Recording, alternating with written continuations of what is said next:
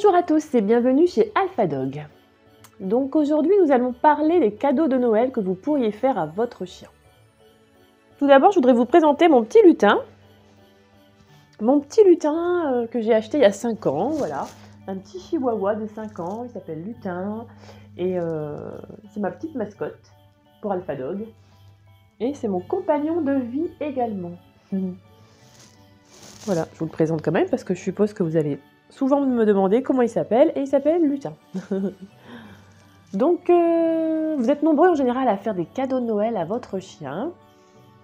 C'est vrai que comme le chien maintenant fait partie intégrale de la famille, on les considère vraiment comme nos enfants, évidemment, on leur fait souvent un petit cadeau également aussi. Donc le choix des jouets que vous allez faire à votre chien est quand même important, surtout moi évidemment en tant qu'experte canin, je vais voir, évidemment je vais pouvoir vous orienter vers les bons choix au niveau des jouets. Il y a énormément de jouets qui sont vendus pour les chiens et il y en a énormément qui ne sont pas, à mon avis, qui sont surtout pas valables et destructeurs pour le bien-être psychologique du chien. Les jouets qui m'interpellent le plus, qui vont justement, que je déconseille vraiment d'acheter, ce sont les jouets, tous les jouets mous. Hein, donc tout ce qui est joué en mou, donc ça peut être les peluches, ça peut être les jouets en caoutchouc. Et surtout ceux qui font pouic pouic.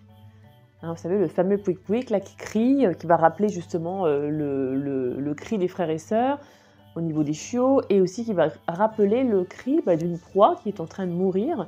Donc le chien va s'acharner sur ce pouic pouic pour le faire cesser en fait. Et en général il y arrive. Dans ce cas-là, en général, on va en racheter un deuxième, puis un troisième, puis un quatrième, etc. Donc le chien, une fois qu'il a réussi à détruire le pouic pouic, il est content. Le jouet ne l'intéresse plus en général, et je vous dis, vous en rachetez, etc. J'ai fait ces erreurs-là il y a très longtemps aussi, avec mon premier labrador Paco dont je vous ai parlé dans ma présentation.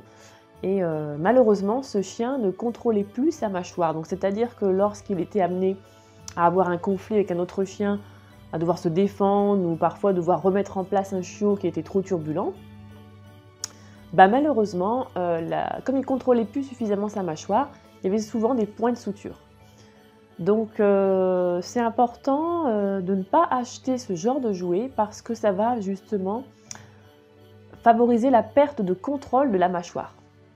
Ça ne va pas amener votre chien à mordre évidemment que non, mais ça va, si un jour il est amené parce qu'il a peur, parce qu'il a mal, parce qu'il est obligé de mordre quelqu'un ou un autre animal, il fera beaucoup plus de dégâts si il a utilisé ce genre de jouet les 2 premières années, que s'il ne les a pas utilisés, il continuera à bien contrôler sa mâchoire. Donc vraiment, j'insiste beaucoup là-dessus, ça me tient vraiment pas à cœur, et j'aimerais vraiment même que les fabricants arrêtent de vendre ce genre de jouets. Ça serait même intéressant de justement diffuser cette information. C'est pour ça que ça fait partie des petites vidéos que je veux vraiment faire circuler. C'est une information vraiment très précieuse et très importante.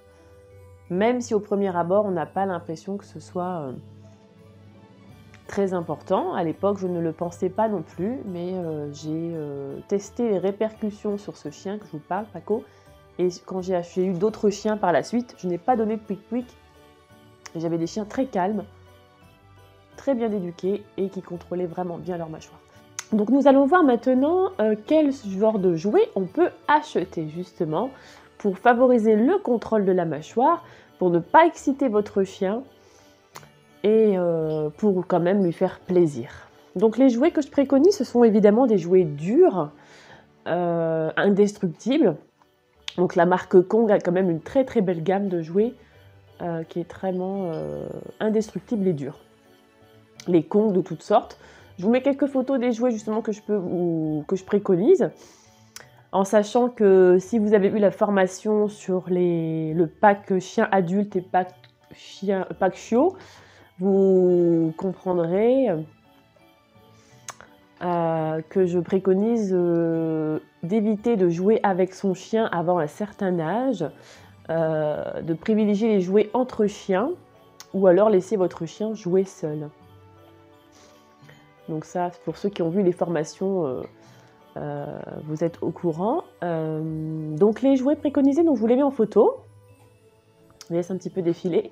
Et puis il y a aussi des friandises que je préconise qui peuvent vraiment bien occuper et satisfaire votre chien. Donc tout ce qui est à base de viande séchée, vous pouvez acheter ça chez Tom & Co. Ils ont une gamme très très étendue de friandises à base de viande séchée. Ils ont aussi les nœuds de bœuf, les oreilles de cochon. Toutes ces friandises à base de viande séchée sont bénéfiques pour l'organisme. Ça permet de faire un nettoyage dentaire, d'occuper votre chien, d'avoir ce qu'on appelle une activité alimentaire. Et puis au niveau physiologique, les friandises sont de très bonne qualité. Donc voilà pour les jouets, les friandises que vous pourriez acheter pour votre chien, éventuellement. Alors toute l'année évidemment, hein, mais là c'est vrai que pour Noël en général, je sais que toujours tentant de faire un petit cadeau à son chien.